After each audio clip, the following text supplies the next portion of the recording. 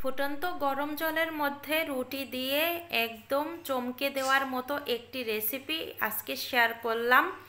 ভাগ্যিস কয়েক পিস রুটি বেঁচে গিয়েছিল, সেটা দিয়ে বুদ্ধি খাটিয়ে একটা রেসিপি তৈরি করে নিলাম। চাইলে আপনারাও এরকম সবাইকে চমকে দিতে পারেন। খুবই মজাদার রেসিপিটি। মূল রেসিপিতে চলে আসলাম। প্রথমে জলটা গরম করে নিয়েছি। এখন এখানে 4 পিস রুটি আমি দিয়ে দিলাম গরম জলের মধ্যে।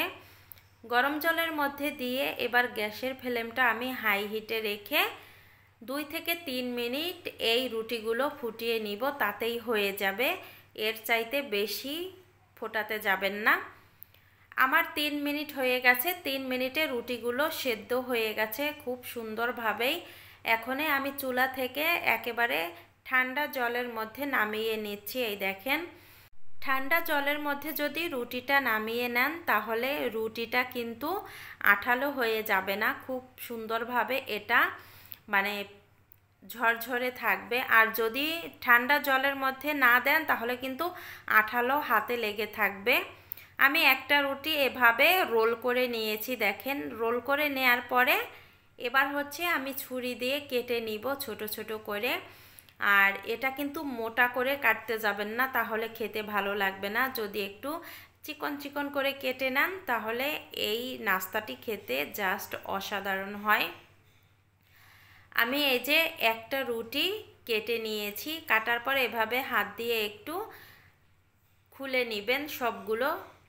এরপরে আমি চলে আসলাম চুলায়। প্যানের মধ্যে দিয়ে দিলাম রান্নার রেগুলার তেল। তারপরে এখানে কিছু সবজি কেটে নিয়েছি, সেগুলো এক এক করে আমি তেলের মধ্যে দিয়ে দিব। তেলটা গরম হয়ে গেছে। এ পর্যায়ে পেঁয়াজ কুচি, রসুন কুচি দিয়ে দিলাম।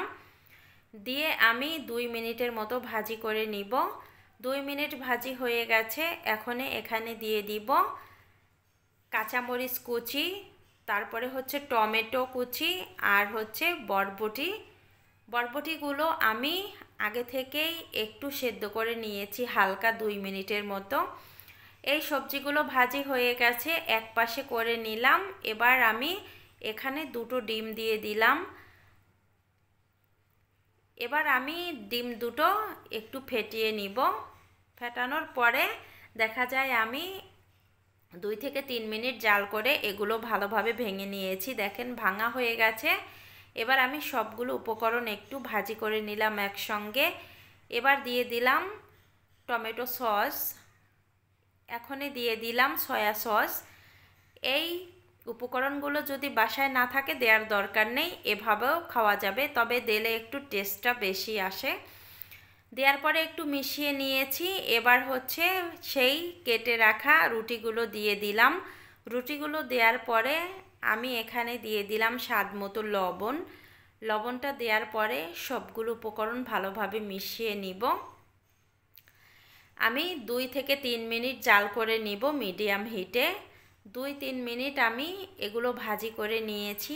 এবার এখানে দিয়ে দিব 1 চামচের মতো চাট মশলা।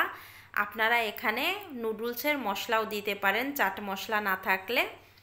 দেয়া হয়ে গেছে। এবার আমি মশলাটা ভালোভাবে মিশিয়ে নিব এই রুটির সাথে। রুটির সাথে মিশিয়ে 2 মিনিট আমি জাল করে নিব। এখন আমি এখানে দিয়ে দিব ধনিয়া পাতা কুচি। ধনিয়া পাতা কুচি দেয়া হয়ে গেছে। এবার আমি নেড়ে চেড়ে এগুলো নামিয়ে নিব। আর বেশি জাল করার দরকার নেই। একেবারে খুবই মজাদার একটি নুডলসের নাস্তা হয়ে গেল। সবাইকেই কিন্তু খাওয়াতে পারবেন। নামিয়ে নেওয়া হয়ে গেছে। আজকের ভিডিওটা আমি এখানেই এন্ড করলাম।